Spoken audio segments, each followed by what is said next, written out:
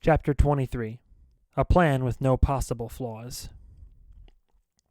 Amy. They were in John's Jeep, parked outside Taco Bill on a street hidden under a sheet of rippling water in a neighborhood that looked like it had dressed up as Venice for a costume party and then woke up in a dumpster. Amy wasn't even sure why she had insisted on coming. Maybe she wanted one last look at Maggie, to try to see the monster, to shake this feeling. She had to admit, Non could certainly play subtle when they wanted to. Instead of rolling in with an army of scary-looking trucks and men in spacesuits, a sight all too familiar to the residents of the city, they had simply approached the Loretta Knoll home in the agent's nondescript sedan, followed by an ambulance. Had they stolen one? Amy watched as they approached the door and explained the situation to an increasingly panicked Loretta, then tried in vain to calm her. The story would be that the other abductee had tested positive for this dangerous toxin, that they just needed to bring Maggie in for tests, that every minute counted, blah, blah, blah. They all went inside, Amy figuring that the odds of them deciding to take the child by violence increased with every passing second. She got that bunny bread knot in her guts. But, finally, the non-people emerged with Maggie, and right behind them was her mother. You'd have to kill Loretta, too. David reached back, took Amy's hand in his, and said, "You did everything right, babe. Everything you said. We need you to say those things, to be that person. You're basing it on what you knew. You can't let it tear you up inside. That's what they want. But once you land on the right thing, you don't look back. You don't apologize. I know this looks different from your end, but you have to trust us here." Amy said, "So now we're basically following Non's orders, and you're fine with that?" "I'm not fine with anything, ever, but as far as I can tell, what Non wants is to keep things on an even keel, to keep people from panicking. That's not always a terrible thing to want." Amy said, "No, what they want, not just Non, but everyone like them, is for us not to panic, but to just be scared enough. You know that scene in They Live where he puts on the glasses and all the signs have all these propaganda messages hidden in them? In the real world, if you put on those glasses, all you'd see is one message, repeated everywhere. Be anxious. Buy this thing or your friends will laugh at you. Eat this thing or you'll get fat and nobody will love you. Watch the news to find out who's trying to kill you today." "Yeah, but all that stuff is real. There's actual reasons to be scared." "The problem, David, is your cynicism only runs one direction. If somebody comes on TV and says everything is great and wonderful, you don't believe it. You say they're blowing smoke up your butt. You demand proof. But if 1 second later some guy comes on and says everything is falling apart, you automatically believe it, no questions asked. If those people had told you that this mind monster situation was no big deal and that we should just go home, you wouldn't have believed them, not for a second.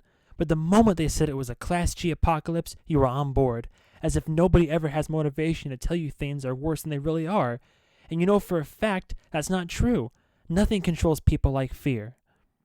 John said, "We're moving." They followed the sedan back toward the wellness center.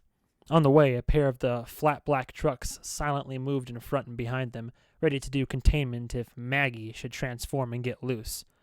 There were no incidents, however, and the three of them were allowed to follow the Non-team back into the field HQ, where they proceeded to haul Maggie past the office area and toward that rear concrete wall with its huge steel door.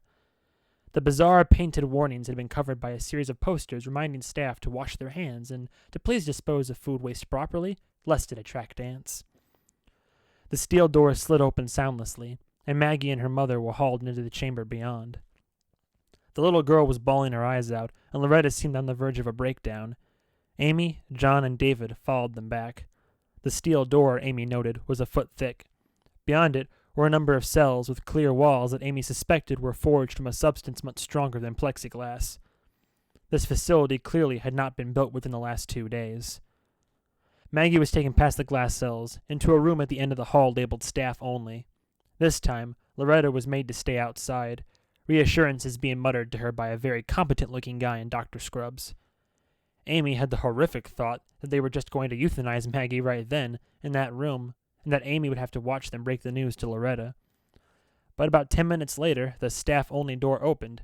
It made a hissing sound, and a few kind-looking folks who looked like staff from a hospital pediatric unit led Maggie Knoll to one of the cells. Her hair was wet, and she was wearing baggy hospital pajamas, as if they'd hosed her down. Amy wondered if these people were actual medical staff or if they were just actors Non had hired for their false flag operation.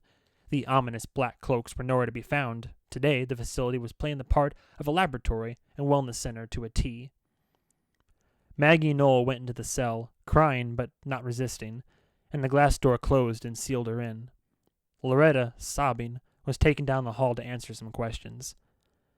As soon as her mother was out of range, Maggie instantly stopped crying.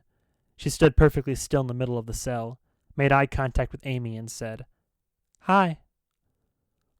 For some reason, this seemed to creep David out quite a bit, and he actually took a step back from the glass wall. Amy didn't answer. Loretta was now talking to the non-agent, who was entering information onto a tablet. Amy noticed the agent glance her way the moment she heard Maggie speak. Maggie said, "You seem nice." Amy said, "What are you?" Maggie shrugged. "I know you're not a little girl. What are you really?" "What are you, really?" Or maybe I should ask, what are you going to be once you grow up? "I don't think I'm going to grow up."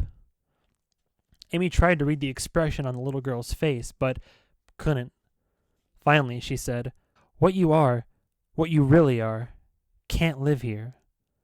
Maggie met her eyes. "When they brought me in just now, they took off my clothes and scrubbed me. That man over there in the lab coat, he watched, and he liked it, but he lies about it. About liking it. It's like that everywhere. Mommy thinks I'm weird, but she won't say anything. When they said they were taking me away, she was mad, but I could see that she was happy too, way down inside, like she wouldn't have to be scared anymore. But she will hide it. Everybody's hiding what they really are, way down inside." "That is not the same thing. What you are, you're going to hurt us, if we don't do something." "I said you seem nice, but you're going to kill me, because of what you are inside." Amy heard the agent rapidly walking their way. "I'm not really talking to you. You can't even talk. You're not a little girl. You don't even have a mouth. It's all something you're doing to my brain. If a spider walks onto your bed, you squish it. If a butterfly lands on your bed, you take a picture. Is the butterfly doing something to your brain? If I didn't make myself look like this, I would already be dead. You kill everything that doesn't have pretty wings." "So you're not dangerous? You're not going to grow up and declare war on us? Are you at war with the cows who give you milk?" "We're not going to be your cows, Maggie, if that's what you're getting at. We can't let that happen." Maggie shrugged. "It's already happened." Me. Tasker's shoes clicked up the concrete, and I sensed she was about to tell us to stop interacting with the specimen. Before she could say anything, I put a hand on Amy's shoulder. "Let's go." I pulled her away from the glass, which was now smeared with the ooze that had trickled off the enormous maggot that was sucking on it, its mandibles clicking off the surface like it badly wanted to bite its way through. Amy had been talking with the thing, and it bothered me that I couldn't hear both ends of the conversation. The effect of the sauce was fading, but it was still next to impossible to hear Maggie unless I devoted every ounce of concentration to it.